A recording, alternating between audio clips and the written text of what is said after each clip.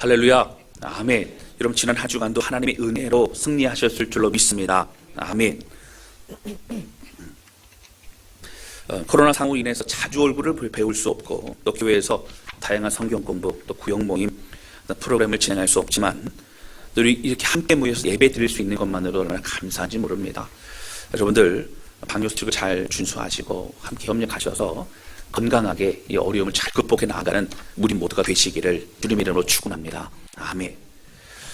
오늘도 살아계시고 이곳에 임재하신 우리 하나님께 신령과 진정으로 예배드리는 우리 모두가 되실 수 있기를 바랍니다. 윤성의 저서인 좋은 글 여기 다 있나라는 책에 보면 이러한 내용이 있습니다. 지금 읽어드릴게요. 나는 일이 제대로 풀리지 않으면 석공을 찾아간다. 그는 바위를 내리칠 때 특별한 강한 힘을 주지 않고 100번에 걸쳐 망치질을 한다. 마침내 101번째가 되면 바위가 갈라진다. 바위를 가르는 것은 마지막 일격이 아니라 그 전까지 바위를 두드린 100번의 망치질이다. 여러분 어떤 분야에서요 그 분야에 천대가 타고났느냐 아니면 길러지느냐에 관한 그런 논란은 사실은 영혼의 평행선일 수 있습니다. 실력은 먼지처럼 쌓이는 겁니다. 이른바 1만 시간의 법칙이라는 걸 여러분 아실 겁니다. 한 분야에서 어떤 전문가가 되기 위해서는 1만 시간 정도의 어떤 훈련과 노력과 준비가 필요하다라고 하는 것이죠. 이 훈련과 꾸준한 모든 연습들은 천재가 부럽지 않은 그런 명인이 될 수 있다라고 하는 것입니다. 제가 목회를 하면서도 많은 사람들을 만나게 되지요. 목사님들도 만나고 또 선교사님들도 만납니다. 많은 성도들도 만납니다. 그들과 함께 이야기를 나누면서 사실은 여러 어려움의 시간을 겪고 있는 그런 사람들 그리고 또 믿음의 결단이 무너져서 낙심한 사람들도 참 많이 있어요. 목회자들 중에서도 목회를 하다가 또 교회 안에 크고 작은 일들이 생기기도 하고 또 성도들의 안타까운 모습을 보면서 마음이 무너지는 그런 분들도 참 많이 있으시더라고요. 그래서 우리가 하나님 앞에 나아갈 때에 우리 자신의 모습을 보면서도 부끄러울 때가 많습니다. 그러나 여러분 신앙이 자라고 하나님의 말씀이 또 우리의 마음과 삶에 자리 잡게 되는 것은 그 어느 한순간에 되는 것이 아니라고 하는 겁니다. 우리도 우리 자신도 모르게 예배드리는 삶의 그 연속이 그리고 말씀을 읽고 묵상하는 그 모든 시간들이 우리의 영혼의 단비와 같이 그렇게 내리고 내려 쌓이게 된다라고 하는 겁니다. 할렐루야. 아멘. 하나님의 말씀이 이렇게 늘 우리에게 주어지기 때문에 연약한 우리 자신의 모습과 또 더딘 변화의 모습을 볼지라도 우리는 여전히 믿음으로 주의 길을 걸어갈 수 있습니다. 저는 그래서 예수님의 십자가의 은혜만 바라보며 나아가는 모든 성도들을 특별히 축복하고 격려하고 싶어요. 할렐루야. 여러분 우리의 길은 헛된 길이 아닙니다. 가장 소중한 길이요 가장 진리의 길이라고 하는 거예요. 할렐루야. 아멘. 이런 바위를 100번을 내리쳐도 아무런 변화가 없을 때에 해도 안 되는구나 뭐 그럴 수 있어요. 그러나 101번째에 쩍하고 갈라지는 것처럼 깊은 하나님의 은혜와 감격이 우리 모두의 인생을 더욱더 새롭게 하고 변화시킬 것입니다. 여러분 우리 기도도 멈춰서는 안 돼요. 하나님 분명히 들으시고 하나님의 때에 하나님의 방법으로 인도하실 줄로 믿습니다. 할렐루야. 아멘. 저는 오늘 이런 연장선에서 출애굽기의 말씀을 좀 나누려고 합니다. 하나님의 특별한 은혜가 넘치시기를 바랍니다. 첫 번째 함께 나누기 원하는 것은요 말씀을 믿고 따르는 사람들은 살 수 있다라고 하는 겁니다. 오늘 본문의 말씀은요 모세가 이스라엘 백성들을 애굽 땅에서 출애굽시키기 위해서 바로 왕에게 하나님의 명령을 전달하는 그 내용입니다. 특히 강팍한 바로 왕이 하나님의 말씀을 거부하지요. 그러다 보니까 10가지의 재앙을 내리셨고 오늘 본문의 말씀과 같이 7번째 재앙까지도 가게 됩니다. 오늘 본문의 말씀에 우박이 내리는 재앙이 나옵니다. 이런 바로 왕은요, 모세와 아론을 통해서 경고의 메시지, 또 재앙의 그런 현상들이 일어나는 걸 보면서도 그럼에도 불구하고 마음이 강팍하여서 내보내지 않습니다. 이스라엘 백성들을 보내주지 않지요. 하나님을, 여호와를 신으로 인정하지 않고, 그리고 또한 하나님의 경고의 메시지를 무시해 버립니다. 재앙이 멈추면 다시 마음이 강팍해집니다. 또 재앙이 있으면 조금 마음이 열리는 것 같다가도 또 그렇게 강팍해지고 반복하는 그런 모습을 볼 수 있다는 거예요. 성경에서 하나님이 바로 왕의 마음을 강팍하게 하셨더라라는 그런 말씀 구절이 여러 군데 나옵니다. 이걸 보면서 그러면 하나님이 바로의 마음을 강팍하게 하셨다면 그러면 바로가 잘못한 것이 아니지 않는가 이럴 수 있어요. 이런 그렇지 않습니다. 바로는요, 교만합니다. 바로는 바로라고 하는 그 왕의 위치에 있을 때에 자신의 신과 같이 여겼어요. 그래서 다른 사람의 얘기를 듣지 않습니다. 하나님을 두려워하잖아요. 강팍한 그 마음을 내버려 두신 분이 하나님이십니다. 양심이나 선한 마음을 돌이킬 수 있는 기회를 하나님이 주지 않으신 거죠. 내버려 두신 것이죠. 바로는 그런 쌓아온 죄들이 결국 재앙을 가져오게 되고, 그리고 그 어려움을 겪어야만 했다라고 하는 겁니다. 이런 과정은 결국 어떻게 됩니까? 애굽 땅뿐만 아니라 주변의 많은 나라들이 하나님이 어떠하신 분이신지, 하나님이 어떤 위대한 신이신지를 그렇게 알 수 있는 기회가 되고 있다라고 하는 것입니다. 그리고 이걸 지켜보는 이스라엘 백성들도 하나님에 대해 경외하게 됩니다. 하나님을 더욱더 경험하게 된다라고 하는 거예요. 오늘 본문의 말씀에는 7번째 재앙인 우박의 재앙이 나옵니다. 우박의 재앙은요, 다른 앞선 재앙과는 조금 다릅니다. 앞에 뭐가 있었어요? 여러분 아시는 것처럼 나일강이 변화해서 피가 되기도 하고, 개구리가 나오기도 하고, 이가 그렇게 있기도 하고, 팔이라든가 아니면 그런 전염병이라든가 이런 것들도 있었어요. 그런데 이제 직접 우박을 맞게 되면 목숨을 잃을 수도 있는 굉장히 큰 재앙이었습니다.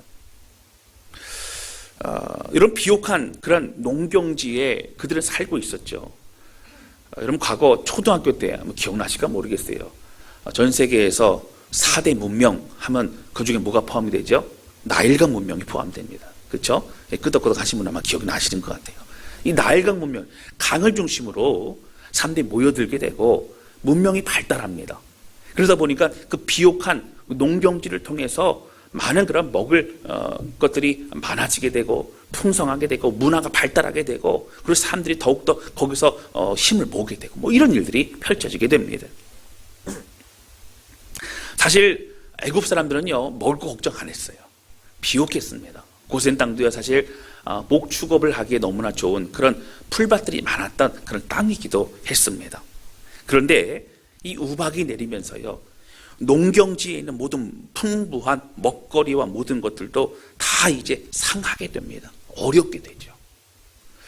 여러분 제가 과거에 언제적인 모르겠어요. 10여 년 된 것 같아요. 한번 뉴스 기사를 봤는데 우박이 내렸는데 어느 지역인지 몰라요. 우리나라는 아닙니다. 우박이 정말 주먹만한. 여러분 이게 주먹만한 그런 우박이 내렸다라고 하는 자동차라든가 이런 것도 막 다 찌그러지고 막 그랬더라고요. 그런 일들이 있는데 성경에 보면 과거에도 없고 앞으로도 없을 정도의 큰 우박이라고 말씀하신다면 얼마나 큰 우박일까? 이걸 통해서 사실 들에 나가 있던 사람들과 또 짐승들은 얼마나 그렇게 다치고 죽었을까? 이런 상상을 해봅니다. 농작물들은 나만 하는 게 없었을 것입니다. 하나님께서 모세와 아론을 통해서 온 애굽 땅에 내리실 우박을 이제 말씀하신데 내일 이맘때에 그렇게 우박이 내릴 것이다 말씀하신다는 거예요. 다 피신시키라 하나님 말씀하시죠. 말씀 보실까요? 20절 말씀 보세요. 20절 말씀 보시면 그 우박이 내릴 것이라는 걸 들은 사람들 중에 어떤 반응이 있죠? 우리 20절 큰 소리로 같이 읽겠습니다. 시작. 바로의 신하 중에 여호와의 말씀을 두려워하는 자들은 그 종들과 가축을 집으로 피하여 들였으나 21절부터 같이 읽겠습니다. 시작. 여호와의 말씀을 마음에 두지 아니하는 사람은 그의 종들과 가축을 들에 그대로 두었더라. 아멘. 내일 우박이 내릴 것인데 밖에 있는 종들과 그리고 사람들을 집 안으로 그렇게 다 피신시켜라. 그렇지 않으면 죽을 것이다. 근데 그 얘기를 마음에 받아들이는 사람들은 어떻게 했다고요? 그대로 행했어요.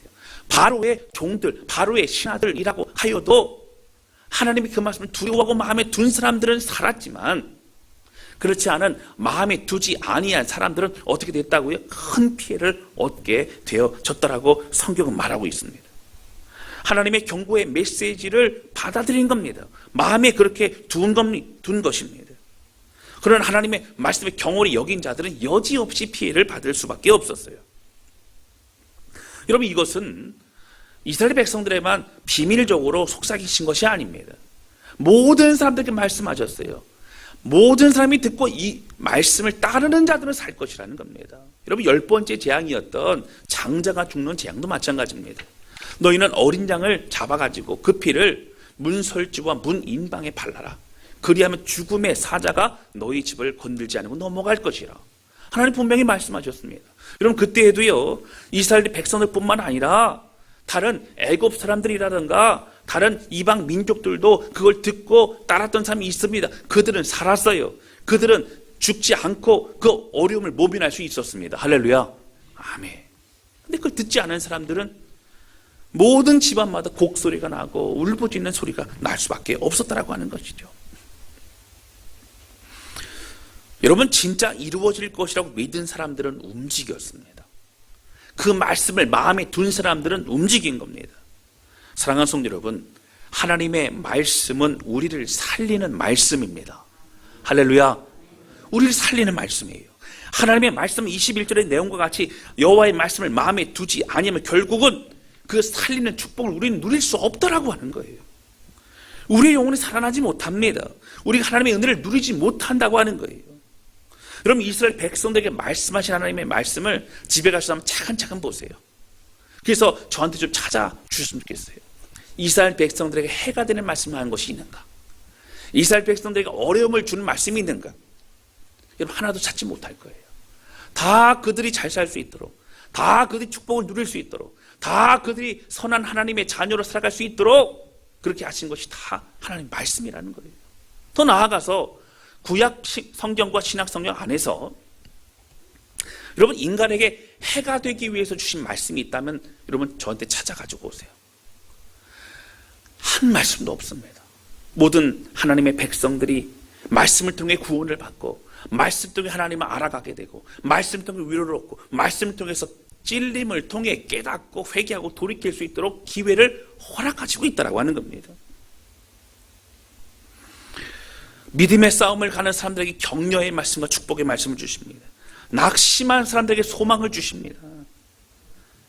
그리고 악한 자들에게는 경고의 메시지를 통하여 돌이키게 하신다라고 하는 거예요. 지난주인가요? 광명 지방회에 또 함께 모여 또 기도하고 하는 목회자들이 몇몇이 모였습니다. 이제 참된 교제를 하고 또 주신 마음의 감동을 함께 나누고 그렇습니다. 근데 이제 함께 있던 어떤 목사님이요, 그런 얘기를 하시더라고요. 어느 날 본인 이제 아내인 그 사모님이 물어보시더라는 겁니다. 당신은 요즘 재밌는 게 있어? 그러고 물어보시더래요. 그 목사님이 내가 뭐가 재밌을까? 요즘 내가 재밌는 게 뭘까? 이렇게 생각을 해봤다는 거예요. 여러분들 요즘 재밌는 게 있으세요? 목사님 갑자기 이렇게 물어보시면 뭐라고 대답을 해야 됩니까? 있다고 해야 됩니까? 없다고 해야 됩니까? 그렇죠. 예. 당연히 마스크 쓰고 계셔서 제가 잘 모릅니다. 그 생각을 해보니까 재밌는 게 없더래요. 코로나 상황이기도 하고 한 주간의 일상을 되돌아보니까 집, 교회, 집, 교회, 집, 교회 이렇게 왔다 갔다 하시는 거예요.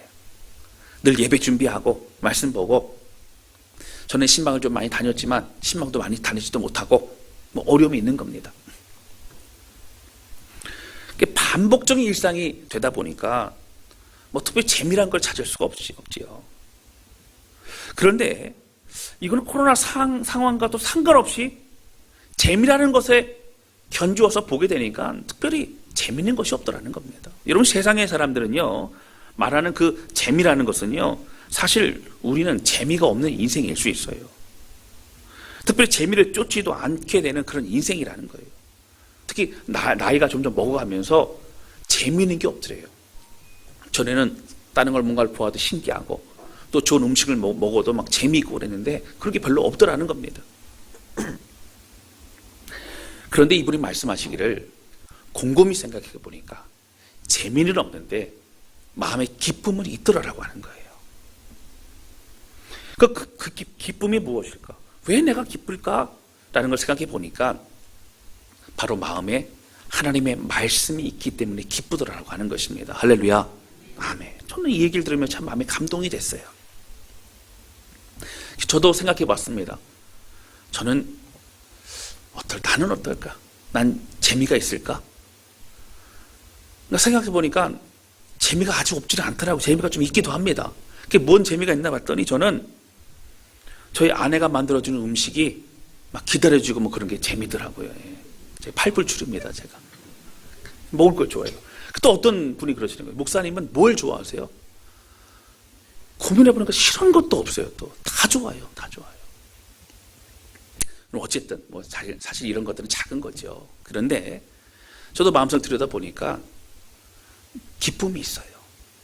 이 세상이 빼앗을 수 없는 기쁨이 있어요. 참 감사가 있더라고 하는 거예요. 상황은 어렵게 돌아갈 수 있고 또 주변에 어떤 어려움들도 있을 수 있어요. 그런데 중요한 건 뭐예요? 마음에 기쁨이 있더라고요.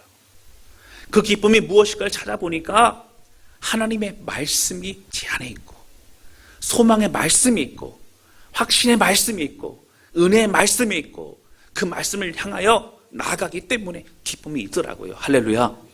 이것이 우리의 삶이라고 하는 겁니다. 세상에 그 누구와도 비교할 수 없는 그런 기쁨이 있더라고 하는 거예요. 바로 그게 하나님의 말씀입니다. 저는 성경을 읽고 묵상할 때마다 얼마나 감사한지 몰라요. 성경을 읽을 때마다 성경 그냥 글이 아니라 책이 아니라 성경의 저자인 성령께서 제게 말씀을 읽어주시는 것 같아요. 들려주시는 것 같아요. 그래서 말씀 하나하나가 너무 소중합니다. 왜요? 하나님이 주신 말씀이니까요. 사랑의 편지로 저에게 속삭이시는 것만 같고 엄한 목소리로 경고하시는 주의 음성을 듣는 것만 같고 또 사랑의 마음과 긍휼의 마음을 어느 곳에서든지 느낄 수 있는 그런 은혜가 있더라고요. 여러분 저도 제 자신을 얼마나 부끄러운지 모릅니다. 저도 많은 연약한 그런 존재인 것을 인정하지 않을 수 없어요. 그러나 한 가지 중요한 것은 무엇입니까? 이러한 저 자신도 주님은 포기하지 않으시느라고 하는 거예요. 할렐루야. 말씀을 또 깨닫게 하시는 겁니다. 여러분 그래서 주중에 드리는 새벽 예배나 또 수요예배, 금요예배 저에게는 얼마나 소중한 예배인지 몰라요. 왜요? 하나님께 드려지기 때문에 하나님을 향하여 고백하기 때문에 그렇습니다. 주중에 와보신 분들은 아시겠지만 제가 유난히 크게 찬양을 합니다. 어떤 분들은 목사님 인원수가 적은 곳에서 이제 찬양의 소리를 좀 크게 내시는구나, 인원수가 적으니까 그렇게 하시는구나 할 수 있지만 그게 아니에요. 여러분 제 찬양의 고백은요 제 마음을 담은 고백이에요. 하나님 높여드리고 싶어요. 하나님께 왜 마음을 드리고 싶은 거예요. 그런 마음으로 큰 소리로 하나님 앞에 전심으로 찬양하고 있습니다.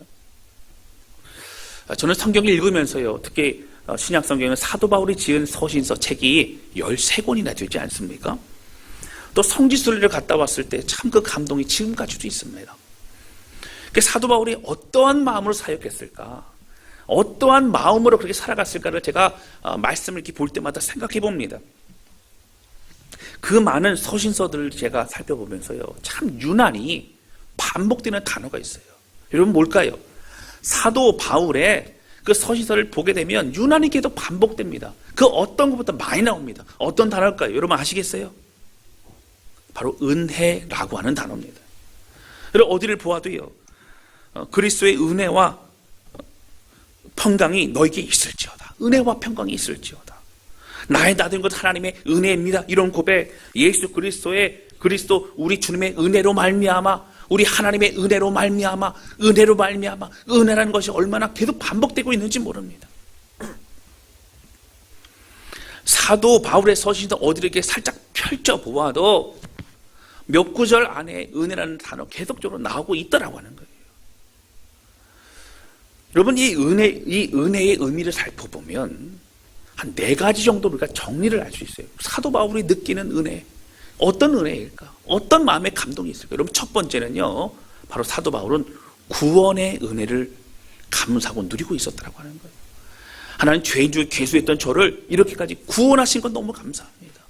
버림받고 지옥 가도 저는 할 말이 없는 저 자신을 구원하신 하나님 감사합니다. 여러분, 성경 사도 바울의 서시도 보면 이 구원의 감격에 대한 고백이 얼마나 많은지 몰라요. 구원의 은혜에 그런 고백했다고 하는 거예요. 두 번째, 사도 바울이 누렸던 은혜, 감사했던 그 은혜가 뭐냐면 바로 부르심의 은혜예요. 하나님, 저 같은 자에게 복음을 전하게 하시고 봉사하게 하시고 섬기게 하시고 영혼들을 맡겨주셔서 감사합니다. 그 감격이 너무너무 있었어요. 사도 바울은요, 천국에 가고 싶었어요. 하나님 좀 빨리 데려가 주세요. 그런데 제가 이 땅에 남아있는 이유는 많은 성도들을 더 좋게 하기 위해서 남아있습니다. 그는 복음을 전하고 그런 부르심에 그 감동이 너무나 컸던 것을 우리는 알 수 있습니다. 세 번째, 그가 누렸던 은혜는 뭐냐면 늘 함께 하시는 성령님으로 인한 은혜를 누렸어요. 사실 사도 바울의 사역은요, 여러분, 승리의 사역만 있는 게 아니라 결국은 승리지만 고난과 어려움의 시간이 얼마나 많았는지 모릅니다. 가는 곳마다 핍박자들이 있었고요, 가는 곳마다 열매를 다 맺혔던 건 아니에요.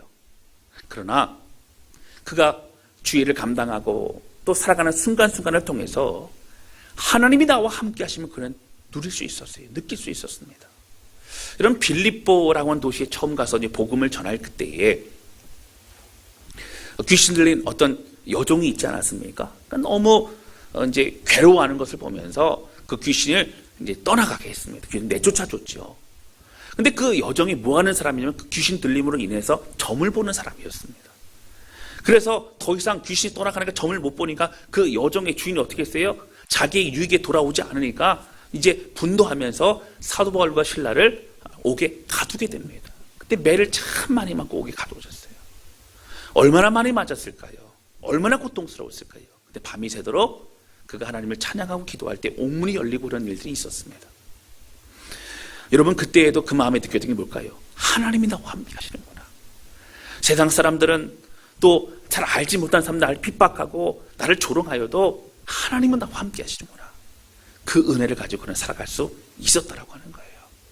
마지막 네 번째, 사도 바울이 고백하는 은혜가 있어요. 뭐냐면 함께 동역하는 믿음의 사람들을 주신 그 은혜입니다. 사도 바울 혼자 걸어가는 것이 아니라 함께 동역하는 성도들, 또 함께 주님을 노래하고 주님을 바라볼 수 있는 그런 성도들이 있다는 것이 얼마나 감사한지 몰라요. 여러분, 사도 바울 서시도 보면 누구에게 문하라, 누구에게 문하라, 누구에게 문하라, 누구를 축복하고 뭐 이런 게 많이 있죠. 함께 믿음의 싸움을 살아가는 그런 살아가는 사람들이라는 거예요. 그 사람들이 있기 때문에 너무너무 감사합니다. 함께 동역자들, 함께 주의 그 은혜를 받은 사람들이 주의 고난에도 동참할 수 있는 우리의 삶이 너무 감사합니다. 고백하고 있더라고 하는 거예요. 여러분, 사도 바울은 그 은혜를 누렸습니다. 네 가지 뭐라고 여러분 기억하세요? 첫 번째, 구원의 은혜. 대답을 잘 하시나 했더니, 예, 보이시나요? 예, 보시게 되셨습니다. 구원의 은혜. 두 번째가 뭐예요? 부르심의 은혜. 하나님 사용해 주십니다. 세 번째 뭐예요? 늘 함께 하신 성령님으로 인한 주님의 함께, 임마누엘 주님. 네 번째 뭐예요? 함께 동역하는 믿음의 사람들로 주신 것은 너무 감사하는 거예요. 그게 공동체입니다. 여러분, 그런데요, 이런 은혜를 알아도 문제는 뭐예요? 살아가다 보면 마음이 강팍해지거나 지치거나 그러면 세분하지 않는다라고 하는 거예요. 잊어버린다고 하는 거예요. 그런데 이 모든 네 가지 종류의 어떤 은혜를 다시 깨닫게 되어지고 마음이 뜨거워지고 그리고 다시 은혜를 찾게 되는 이것을 어떻게 알 수 있어요? 하나님의 말씀을 읽을 때마다 접할 때마다 다시 새롭게 깨닫게 된다라고 하는 거예요. 여러분, 사도 바울은요, 하나님의 말씀 속에서 다시 확인하고 깨달을 수 있는 그 은혜를 누렸다라고 하는 겁니다. 사도 바울은 말씀 늘 사모했어요. 그래서 말씀이 그에게는 힘이었습니다. 내가 마저 구원의 감격이 있지. 내가 마저 부르심의 은혜가 있지. 내가 마저 성령님이 우리와 함께 하시고 있지. 그리고 나에게 참 믿음의 동역자들이 있지. 그것을 말씀을 읽을 때마다 깨달으면서 그는 감격하고 주님을 노래할 수 있었다라고 하는 거예요. 여러분, 하나님의 말씀은 뻔한 것이 아닙니다.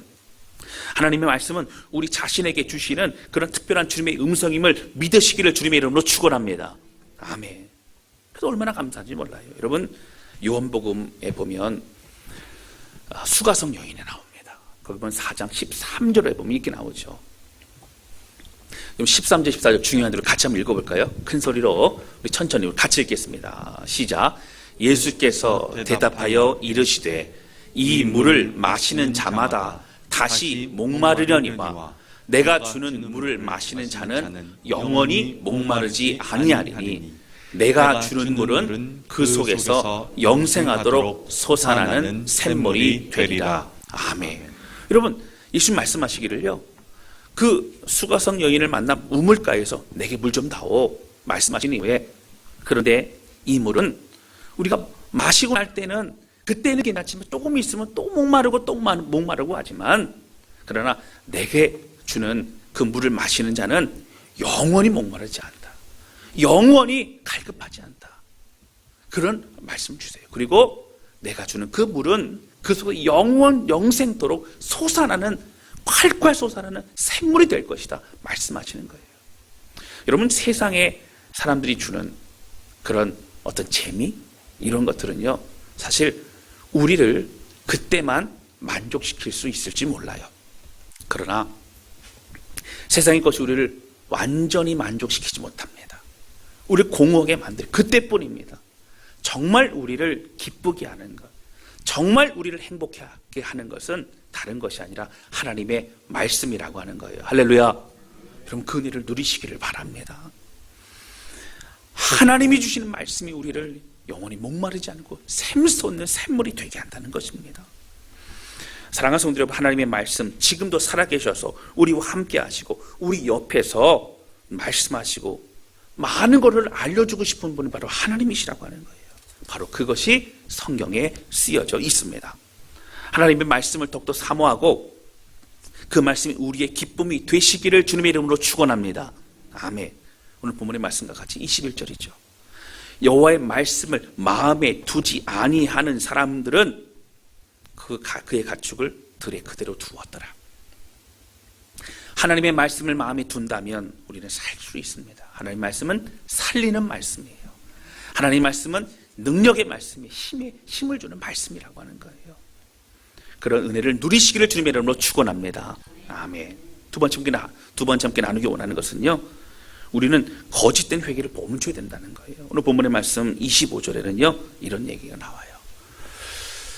우박이 애굽 온 땅에서 사람과 짐승을 막론하고 밭에 있는 모든 것을 쳤으며 우박이 또 밭의 모든 채소를 치고 들의 모든 나무를 꺾었을 때 엄청나게 큰 우박인 것 같아요. 아까 말씀드렸지만 적어도 제가 눈으로 본 것은 이제 사진으로 본 거겠죠. 한 주먹만한 우박입니다. 근데 얼마나 더 컸을지 몰라요.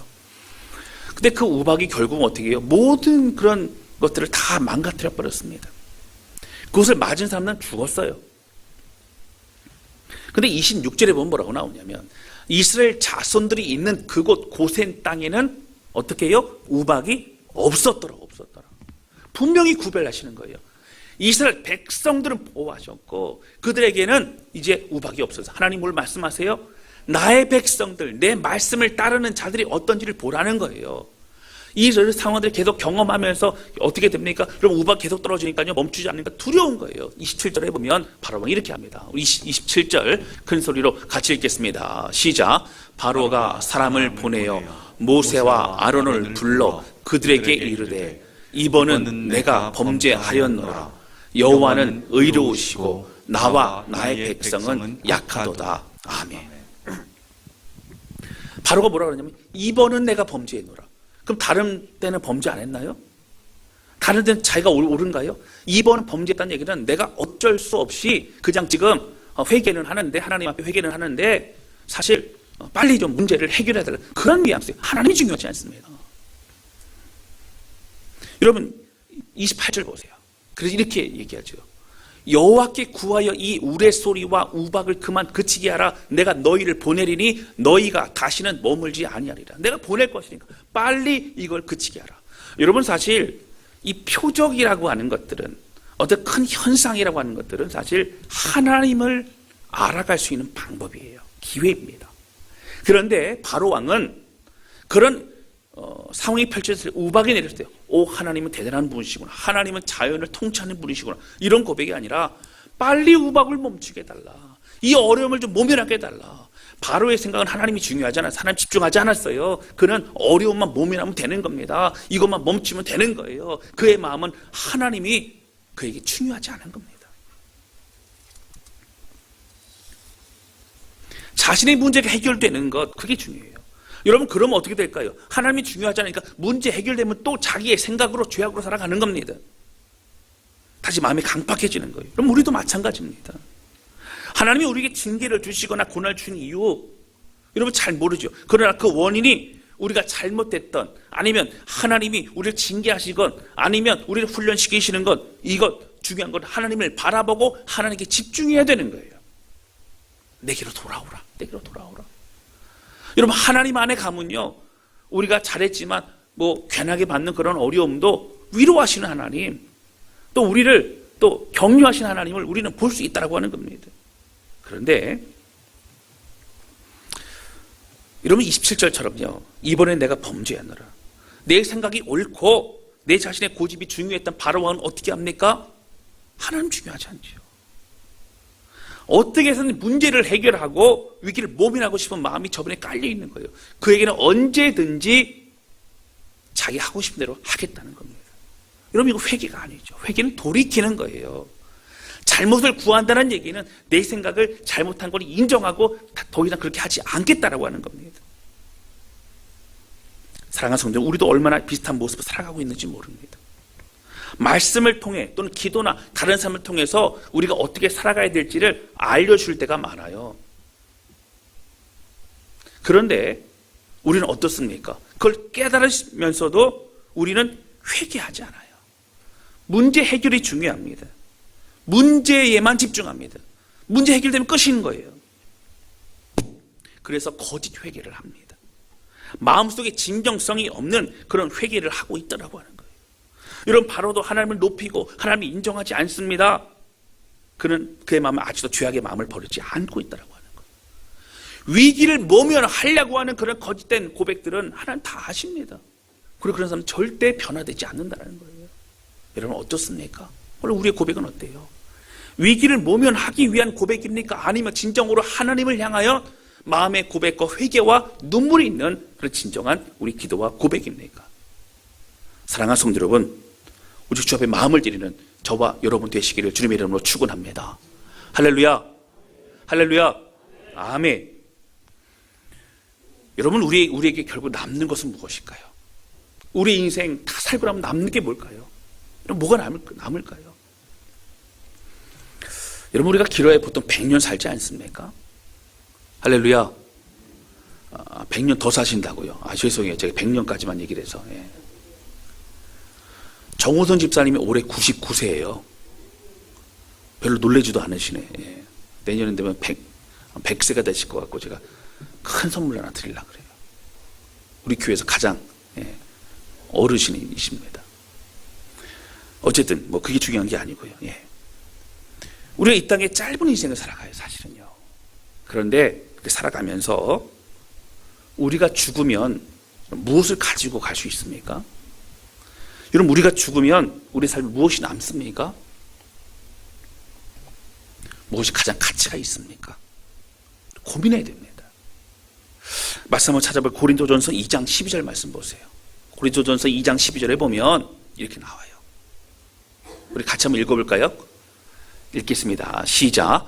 우리가 세상의 영을 받지 아니하고 오직 하나님으로부터 온 영을 받았으니 이는 우리로 하여금 하나님께서 우리에게 은혜로 주신 것들을 알게 하려 하십니다. 아멘. 우리 은혜로 주신 것 얼마나 많습니까? 여러분, 그 모든 것들을 더 깨달아 알아가고 누리는 인생, 하나님의 말씀이 우리의 정말 기쁨임을 깨닫는 인생, 하나님의 인도하심 우리의 삶의 가장 큰 행복임을 고백하는 인생, 그런 인생이 되시기를 주님의 이름으로 축원합니다. 갈라디아서 6장 18절 보실까요? 이런 고백이 있어요. 같이 한번 큰 소리 읽겠습니다. 시작. 형제들아, 우리 주 예수 그리스도의 은혜가 너희 심령에 있을지어다. 아멘. 형제들아, 우리 주 예수 그리스도의 은혜가 너희 심령에 있을지어다. 우리 심령에 있을지어다. 다른 거 담지 마시고요, 하나님의 말씀과 은혜를 담으시기를 주님의 이름으로 축원합니다. 빌립보서에도 동일한 말씀이 있어요. 4장 23절에 보면 주 예수 그리스도의 은혜가 너희 심령에 있을지어다. 여러분, 다른 거 담지 마세요. 다른 거 쫓아가지 마세요. 주 예수 그리스도의 은혜가 우리 심령에 있으면 우리는 강건한 인생을 살아갈 수 있다라고 하는 거예요. 정말 가치 있는 것에 마음을 들이시는 우리 모두가 될 수 있기를 바라요. 말씀 정리합니다. 여러분, 우박의 경고가 주어져도 하나님의 말씀을 마음에 둔 사람들만에 살 수 있었다라고 하는 거예요. 생명이 있고 회복이 있고 그리고 소망이 있는 것입니다. 여러분, 하나님의 말씀은 우리를 살리는 말씀이에요. 할렐루야. 하나님 말씀 우리 기쁨입니다. 진정한 회개로 주 앞에 또 마음을 들이면서 변화와 성장이 있는 그런 우리 모든 성도들 되실 수 있기를 예수님의 이름으로 축원합니다. 할렐루야. 아멘. 이 시간 같이 좀 찬양 좀 드렸으면 좋겠습니다.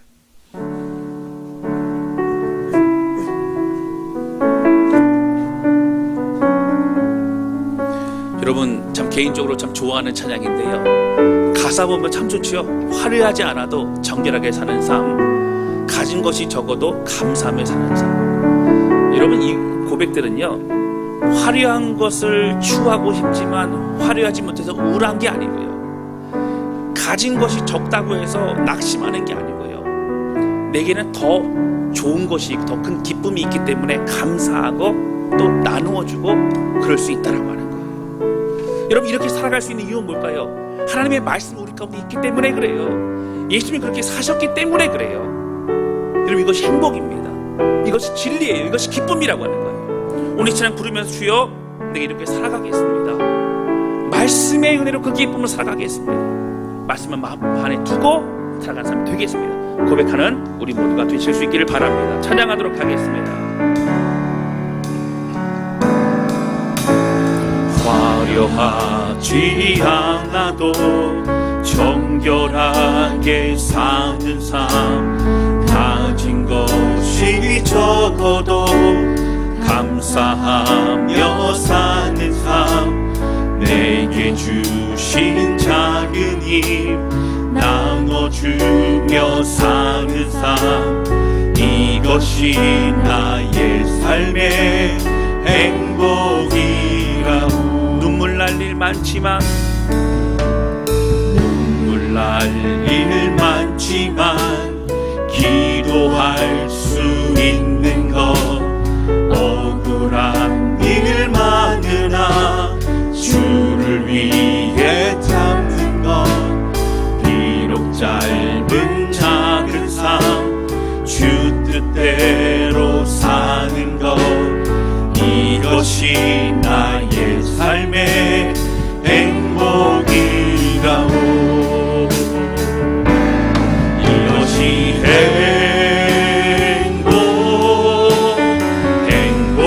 행복이라고. 세상은 알 수 없는 하나님 선물, 이것이 행복이라고. 하나님의 자녀로 살아가는 것, 이것이 행복이라고. 한 번 더 고백합니다. 화려하지 않아도, 화려하지 않아도 정결하게 사는 삶, 가진 것이 적어도 감사하며 사는 삶, 내게 주신 작은 힘 나눠주며 사는 삶, 이것이 나의 삶의 행복이라고. 이것이 행복이라고. 이것이 행복이라고. 세상 없는 하나님 선물, 이것이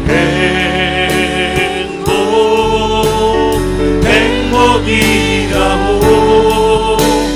하나님의 자녀로 살아가는 것, 이것이 행복이라오. 우리 함께 기도했으면 좋겠습니다. 이 시간 기도할 때 하나님 아버지, 오늘 주신 말씀과 같이 큰 우박이 있을 것이고 너희는 가축과 또 사람들을 집안으로 피신시켜라 하나님 말씀하셨음에도 불구하고 그 말씀을 마음에 두었던 사람들은 살 수 있었지만 그 말씀을 듣지 않았던 사람들은 큰 어려움을 당할 수밖에 없었던 걸 보게 됩니다. 하나님의 말씀은 우리를 살리는 말씀입니다. 하나님의 말씀 때문에 우리는 기쁨이 있고 이 세상 그 어느 것과도 비교할 수 없으며 우리의 것을 빼앗을 수 없습니다.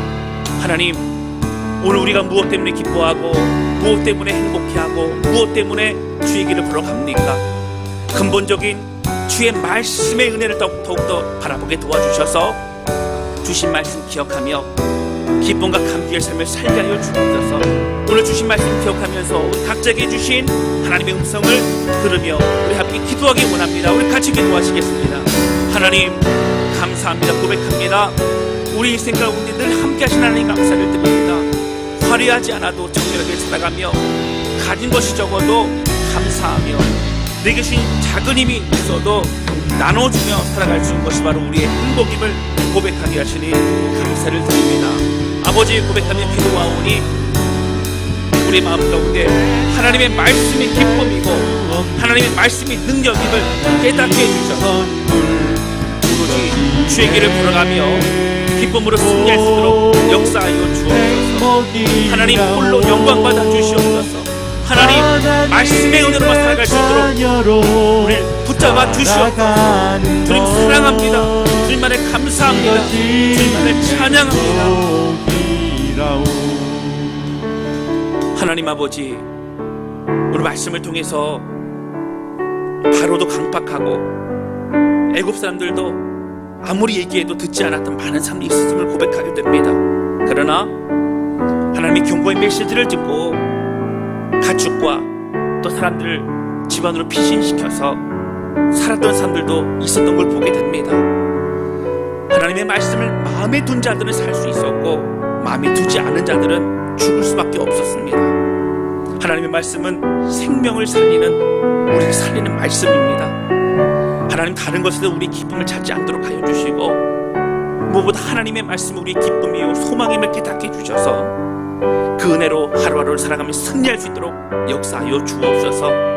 하나님, 우리 모든 것 되신 주님 홀로 영광 받아주시고 무엇보다 은혜 삶을 누릴 수 있도록 모든 성도들을 축복하여 주옵소서. 우리 주님 감사합니다. 예수님의 이름으로 기도하였습니다.